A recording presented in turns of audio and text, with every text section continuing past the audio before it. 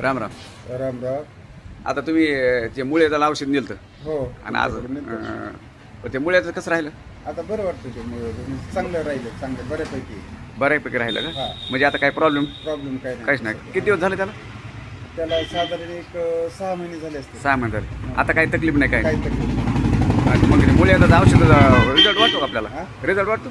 Result चांगला आला ना. चांगला आला ना? पण ती माहिती कोण दिली तर तुम्हाला मुळ्याचं तिथं? ते मंगेश जोगदंड. मग जोगदंड दिली ती. आणि मग आता आज काय तुम्ही न्यायला आलात? गच करणार आता मग ते गच करण्याचं थोडासा त्रास होतो म्हणून म्हणलं ते गच करण्याचं. विश्वास बसला का धन्वंतरीच्या कंपनीवर? हो हो. बसला विश्वास? बसला ना.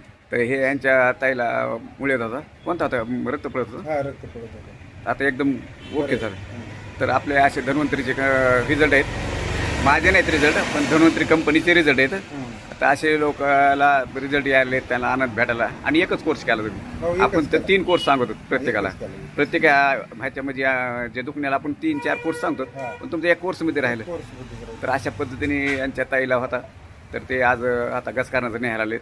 तर गचकारणाचा बी तुम्ही व्हिडिओ बघतच ना. हो, आपले आतापर्यंत 10,000 लोक रिकवर झालेत. हां. आपण सांगितल्या पद्धतीने ज्यांनी केलं ते रिकवर झालेत. हो.